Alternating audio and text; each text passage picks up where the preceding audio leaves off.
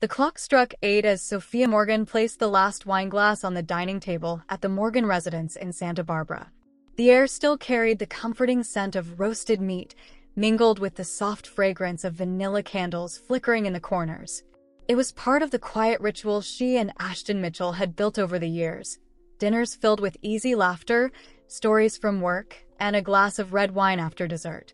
He usually arrived home around this time, his confident stride echoing across the marble floor, jacket slung over his shoulder, his smile as practiced as it was charming. That night was no different. At least, not at first. Ashton walked through the front door, leaned in to kiss Sophia's forehead, and said with his usual smooth tone, "You've outdone yourself again, my love." But beneath that familiar warmth, something hollow lingered. As they sat down, Sophia noticed things she'd never paid attention to before. His phone, face down beside his plate. The way he checked his watch every few minutes. His polite, distant answers that sounded more like lines from a script than genuine conversation. The warmth that once filled their evenings had cooled into something brittle, fragile, like a beautiful glass ready to crack. Their weekends weren't the same either. The morning walks by the pier, the movie nights, the slow breakfasts with sunlight pouring into the kitchen, all replaced by urgent business trips and last-minute meetings. At first, Sophia had believed him. Ashton was ambitious, and she wanted to support him. But slowly, doubt crept in, an unfamiliar perfume on his shirt, a lipstick stain that wasn't hers, the way his tone softened only when he wanted to quiet her suspicions. "I'd never change, my love," he would say, holding her hand with a convincing tenderness. But deep down, she knew he already had. One afternoon, while tidying the study at the Morgan residence, Sophia found a hotel reservation slip tucked into Ashton's jacket pocket. The date matched the weekend he claimed to be out of town for meetings. Her heart pounded as she read the name of a coastal resort she'd never been to. She could have confronted him right then, but she didn't. Instead, she folded the slip neatly and tucked it away, just as she'd been tucking away her growing unease. That night, as Ashton slept beside her, Sophia lay awake, listening to his steady breathing. The man she once trusted implicitly was a stranger now. She turned toward him, watching his peaceful face, wondering how long he'd been living this double life. Then came the night that shattered everything. Sophia woke abruptly at 2:37 a.m., her heart racing. Ashton's side of the bed was empty, the pillows still warm. The house was silent, except for the faint hum of the ocean breeze beyond the terrace. Something felt off, unnervingly off. She slipped out of bed, tightened her robe, and stepped quietly into the hallway. That's when she heard it. Whispers. A man's voice. A woman's voice. Coming from the guest room at the Morgan residence. She froze. "Are you sure she'll take it?" whispered a woman, a voice Sophia recognized instantly. Lena Sanders. A woman she'd endured through forced smiles at dinner parties, her laughter always just a bit too loud, her perfume too sweet to ignore. "Of course she will," Ashton replied, his tone clipped, impatient. "She's pathetic." Sophia's blood turned cold. "And once she's asleep?" Lena murmured. "Then we sign everything," Ashton said flatly. The lawyer already prepared the documents, the divorce papers, the asset transfer. The house, the money, it'll all be ours. By morning, she'll have nothing. Lena's giggle slithered through the door like poison. "And if she suspects something?" "She won't," Ashton said confidently. "She still believes this marriage means something. I tell her a few sweet lies, and she melts every time." Something inside Sophia broke, but the pieces didn't fall apart. They sharpened. The fear that had once chained her was gone, replaced by something colder, clearer. "Tomorrow she signs," Ashton continued. "Then we'll have her committed. Say she's unstable. Who would doubt it?" "Perfect," Lena whispered. "After that, we leave, just you and me." "With her money," Ashton replied. "The world will be ours." Sophia pressed herself against the wall, forcing herself not to make a sound. Their laughter trailed off, leaving behind an unbearable silence. And in that silence, Sophia made her decision. She would not be their victim. She returned to bed, her steps steady, her expression unreadable. When Ashton slipped back under the covers minutes later, he whispered, "Good night, my love." Sophia didn't answer. That night, something in her changed. The woman who'd lived for love became the woman who would fight for truth. Before dawn, she was already dressed, the early light casting a silver glow over the room. Ashton was still asleep, his back turned, oblivious. She moved quietly through the house, phone in hand, and dialed a number she hadn't called in years but still remembered by heart. "Hello," came a deep, groggy voice. "Mason, it's me. I need your help. Now." A short pause, then a shift in his tone. "Where are you?" "Still at home. But I can't talk here. It's not safe. Tell me when and where." "The cafe on the plaza." "In an hour." "I'll be there." Sophia ended the call and took a long breath. She told Ashton, who was half asleep, that she was going for a morning walk, then grabbed her bag and keys. Her hands trembled slightly, but her resolve did not. The drive through the quiet streets of Santa Barbara felt endless. When she finally reached the cafe, Mason was already waiting, seated in the corner, facing the door. His posture was calm, but his eyes carried the same alertness she remembered from years ago. "Tell me what's going on," he said, his voice low. She told him everything, every word she had overheard, every lie, every betrayal. Mason listened in silence, the muscle in his jaw tightening as her story unfolded. "They won't get away with this," he said finally. "Not while you know the truth." "I need proof," she replied. "Something solid. I want them cornered." He nodded. "Cameras. Audio. We record everything." He leaned closer. "I've got what we need. Tiny, wireless, undetectable. We'll start with the study and the guest room. If they like to whisper, we'll make sure every word is captured." Sophia exhaled slowly, her hands clasped around her coffee cup. "He can't know. He has to think he's still winning." Mason gave a faint nod. "Then that's exactly what we'll let him believe." Later that afternoon, Mason arrived at the Morgan residence with a sleek black case filled with compact surveillance devices, button-sized cameras, hidden microphones, even one built discreetly into a decorative wall clock. His movements were precise, methodical. "This connects directly to your phone," he said, handing her a small receiver. "You'll see everything in real time." Sophia held it carefully. It felt like power, a fragile, necessary kind. "And if he notices anything," she asked. "He won't. These are invisible to anyone who isn't looking for them." A cold, controlled smile spread across her lips. "Good. Let him keep pretending." 3 days passed. Ashton played his role perfectly. Loving husband, attentive partner, devoted liar. One morning, he even brought her coffee in bed, his smile soft, his voice tender. "You're the best thing that ever happened to me," he said. Sophia looked into his eyes, her voice calm, steady. "I know." By Friday night, thick clouds hung low over Santa Barbara, casting the city in a dim, brooding glow, as if even the sky sensed what was coming.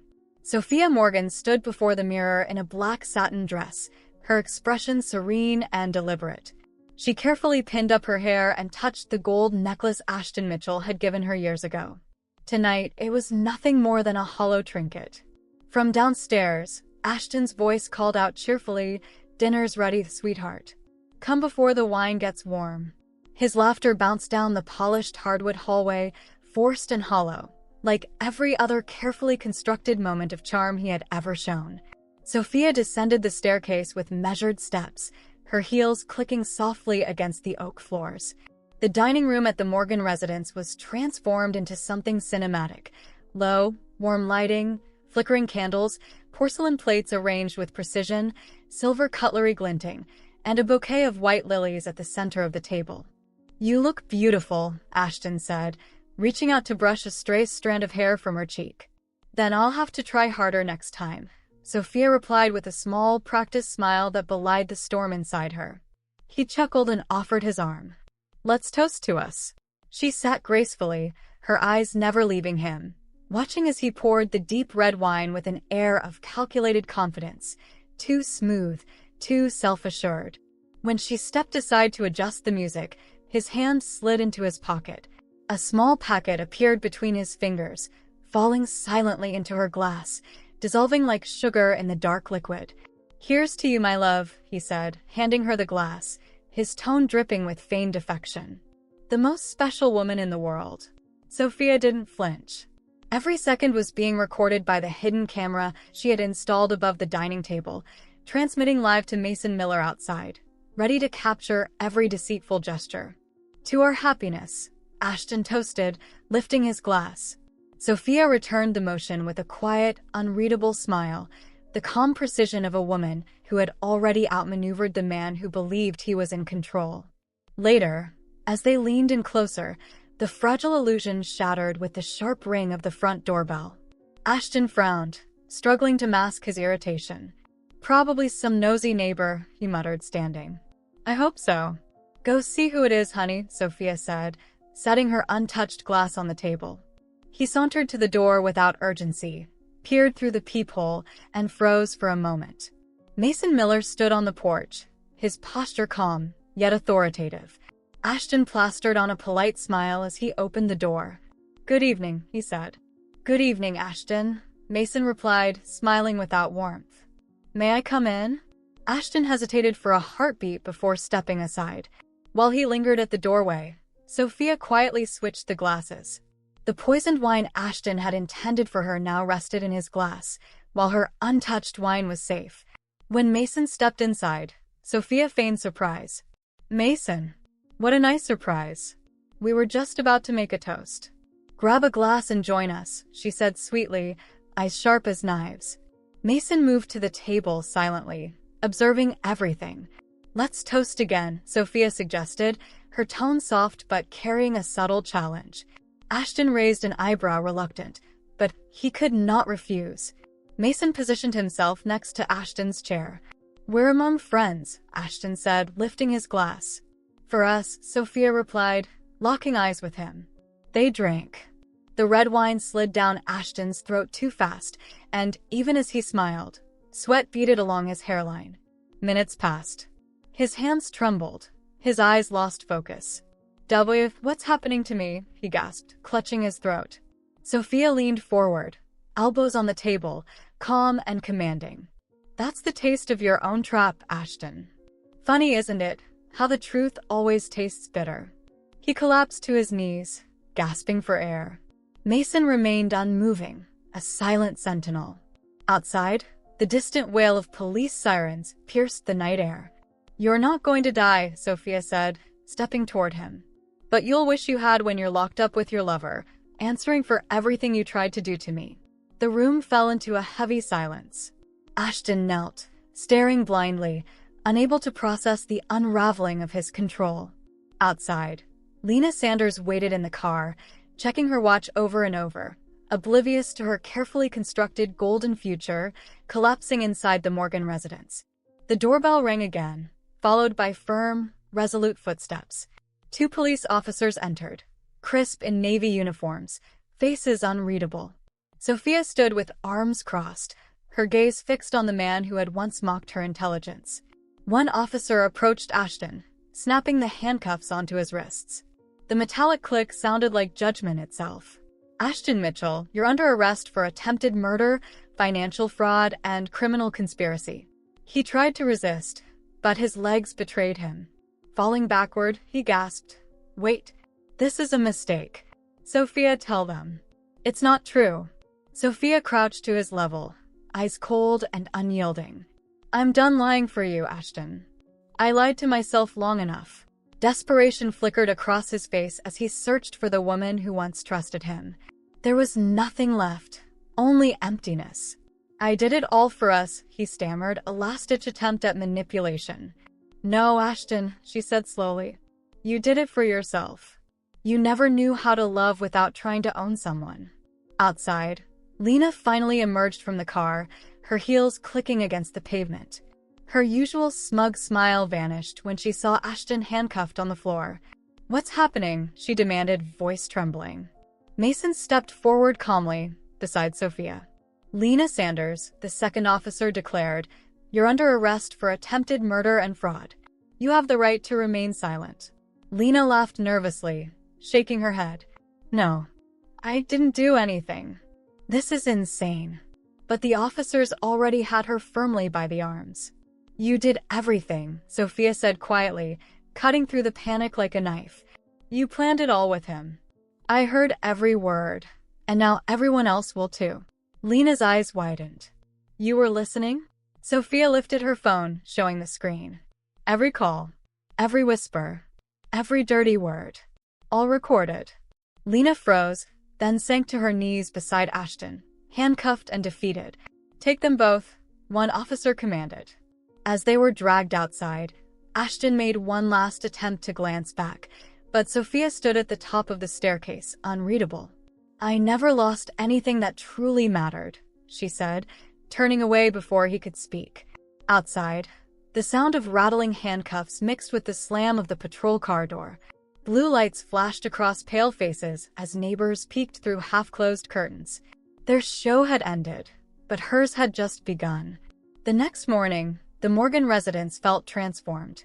No more heavy footsteps, no whispers at midnight, no suspicious glances. The house seemed larger, brighter, alive with a sense of freedom. Sophia opened the windows, breathing in the crisp Santa Barbara air. It smelled the same, yet cleaner, as if truth itself had washed through every corner. For the first time in years, she didn't have to guard her words or movements. She could simply be. At 9 sharp, her phone rang. The documents are filed, Sophia, Mason said. The transfer of the house and all assets is complete. The judge confirmed Ashton signed everything over during his testimony. Sophia closed her eyes, letting the words sink in. Thank you, Mason, she murmured. You made it happen, he replied firmly. Don't ever forget that. She smiled softly, even though he couldn't see it. Walking through the house, she let her fingers trail along walls she had lived beside for years but never truly inhabited. At the fireplace, she paused at the shelf where old photos once sat, now mostly empty, a reminder that the past no longer owned her. She picked up a single frame, a picture of her younger self smiling on an ordinary day before marriage. Running her thumb across the glass, she set it back in the center. Welcome back, she whispered to herself. Running her thumb over the glass frame, Sophia Morgan carefully set it back in the center of the shelf. Welcome back, she whispered, the words soft but heavy with meaning. The days that followed were quiet, steady, and deliberate, far from celebrations or applause. They were days of rebuilding, of reclaiming her life brick by brick. Every afternoon, she would sit on the terrace at the Morgan residence, sorting through documents, balancing accounts she had once left entirely to Ashton Mitchell. As night fell, she pored over contracts, deciphering the legal language he had used to make things sound impossibly complicated, not because she had to, but because she refused ever again to let anyone dictate what she could or couldn't understand. One calm afternoon, Mason Miller arrived at the Morgan residence with 2 cups of coffee, the warm aroma mingling with the faint scent of jasmine drifting through the open windows. He sat beside Sophia without a word, just watching the late afternoon sun dip behind the trees, bathing the house in soft golden light. Have you thought about selling the house? He asked finally, breaking the peaceful silence. Sophia glanced around the living room, taking in the bright walls she had painted herself, the fresh blooms in the garden, the open spaces that now felt truly hers. No, she said calmly. I'm not going anywhere. This house is mine, not because some piece of paper says so, but because I cleaned every corner of it from the lies they told me here. Mason smiled faintly, stirring his coffee absent-mindedly. You've changed. I just went back to who I was before all this, Sophia replied, glancing at him with a soft but determined expression. Maybe even someone better. A few weeks later, she took her car and drove north to Arroyo Beach, a secluded stretch of coastline a few hours away from Santa Barbara. It wasn't luxurious, just sand, surf, and endless sky, but it was exactly what she needed. She settled on the warm sand, letting the waves crash gently against the shore while the salty wind tangled her hair. For hours, she didn't plan, didn't think. She just listened. The rhythm of the ocean, the call of seagulls, the gentle rustle of the dunes. When night fell, she tilted her face toward the stars, inhaled deeply, and whispered, "This is freedom." The words carried weight, yet they rang true, a quiet affirmation of everything she had reclaimed. A month later, her phone rang. It was her lawyer. "The trial's over, Mrs. Morgan." They accepted the deal, 10 years each, no chance for reduction. Sophia listened in silence, letting the news settle like sunlight on her shoulders. Good, she said softly. May they have time to think about everything. Do you want to be there for the sentencing? She smiled faintly, the memory of their betrayals lingering but powerless. No, I've seen enough. Now I just want to live. And live she did, slowly, deliberately, without rushing or needing to prove anything to anyone. She renovated the Morgan residence with her own hands, painting walls in soft, calming hues, filling the garden with vibrant flowers, and clearing rooms once cluttered with memories she no longer needed to carry. She invited old friends for dinner, people Ashton had quietly driven away with his charm and control, and for the first time in years, genuine laughter echoed through the halls. One night, after everyone had left, Mason stayed behind to help her with the dishes. You know, Sophia, he said, drying a plate, you were always strong. You just needed to remember it. She leaned against the counter, her fingers brushing the smooth surface as she smiled. And now I'll never forget. He stepped closer, taking her hand gently in his. His voice was low and intimate. Can I stay a little longer? She nodded. You can stay as long as you want. Time continued its quiet march, but it could not touch what she had rebuilt. It only swept away what no longer mattered. Every morning when she woke in the Morgan residence, she felt it deep in her bones. The real victory was never about reclaiming property or watching justice be served. It was about reclaiming herself, the freedom to simply be Sophia Morgan. There are moments in life when the ground seems to vanish beneath you, when the person who was supposed to protect you becomes the source of your deepest pain. It's almost impossible to believe that a heart battered by betrayal, manipulation, and deceit can find strength again. But it does. Silent strength. Patient strength. Waiting for the precise moment to bloom anew. No one deserves to live chained to lies or trapped by someone else's control. The courage to start over doesn't come from anger. It comes from respect for oneself. Choosing your own freedom is like surfacing after being underwater for too long, finally breathing without restraint. No matter how hard they try to break your dignity, it can always be rebuilt, and when it is, it becomes stronger than ever. You just heard this one from Stories by Sue. If it resonated, don't forget to like and subscribe. What are your thoughts? Share them in the comments, I'd love to hear. Thanks for watching.